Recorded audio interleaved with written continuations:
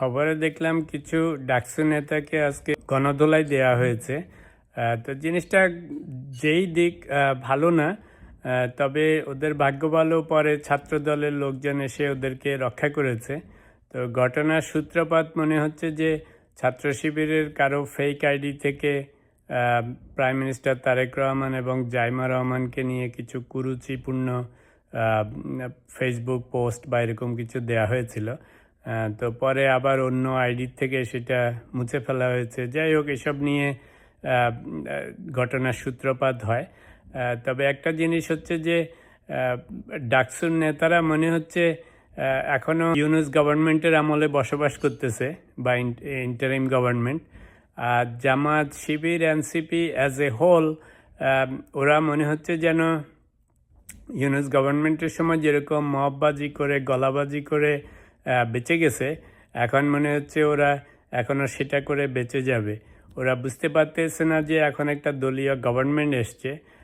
একটা দলীয় গভর্নমেন্ট মানে হচ্ছে যে তাদের হাতে দেশের রাষ্ট্রযন্ত্রের সমস্ত কিছুর নিয়ন্ত্রণ আছে। তো আওয়ামী লীগ গেছে মাত্র 1-1.5 বছর আগে, 2 বছর আগে। এরা মনে হয় সেই সময়ের কথা ভুলে গেছে। আই এম নট সাজেস্টিং যে বিএনপি আওয়ামী লীগের মতো আচরণ করবে, তবে রাষ্ট্রযন্ত্রের উপরে, গভর্নমেন্টের উপরে, বিভিন্ন বাহিনীর উপরে, পুলিশ প্রশাসনের কথা মাথায় রেখে কাজ করতে হবে। মববাজির একটা সময় আছে। ইন্টারিম গভর্নমেন্টের সময় ওরা লাই দিয়েছে বলে এই জুলাইয়ের যোদ্ধারা বা ডাকসুর নেতারা বা জামাত শিবিরের নেতারা যা ইচ্ছা তা করে বেরিয়েছে।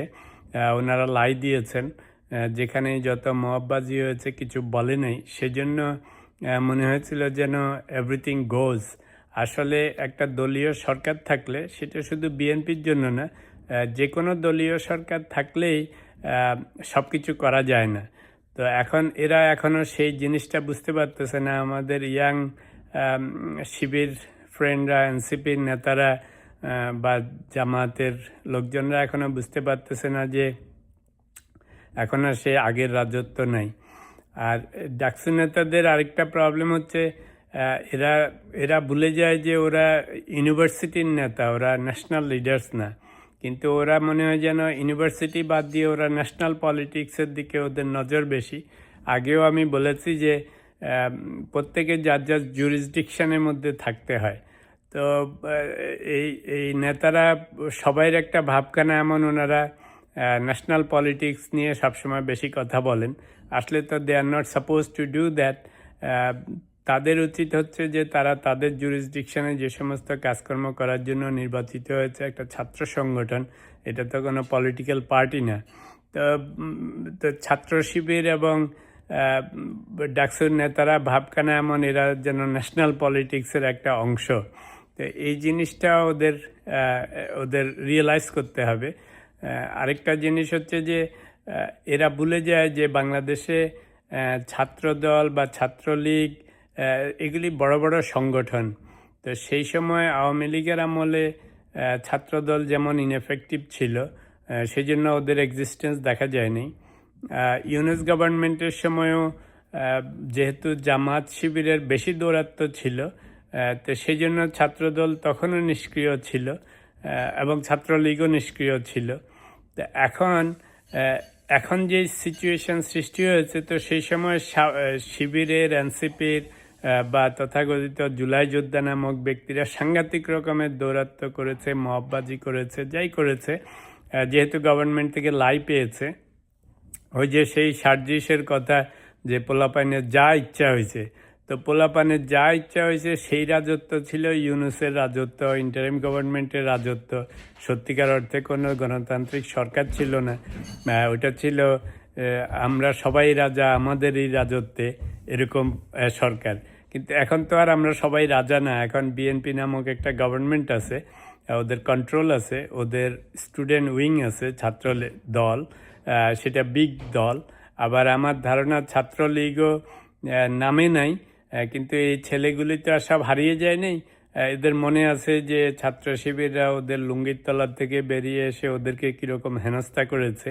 তো তারা এখন সুযোগ পেলে ছাত্র দলের সাথে মিলে অথবা সাধারণ ছাত্র হিসাবে, সাধারণ মানুষ হিসাবে সেটারও প্রতিশোধ নিবে। তো যেটা বলতে চাইবো সেটা হচ্ছে যে আমরা চাই না কোনো মববাজি হোক বা কোনো সেটা শিবির হোক, অন্যান্য দলের হোক, কারো উপরেই কোনো হামলা মামলা হোক। তবে প্রত্যেককে তো নিজের জুরিসডিকশনটা বুঝতে হবে, প্রত্যেকের অথরিটি রেসপন্সিবিলিটি বা কোথায় কি কাজ করতে হবে সেটা মনে রাখতে হবে। শিবিরের যেমন মনে রাখতে হবে তারা ছাত্র দল, মানে ছাত্র শিবির হচ্ছে ছাত্রের সংগঠন, এটা ন্যাশনাল সংগঠন না।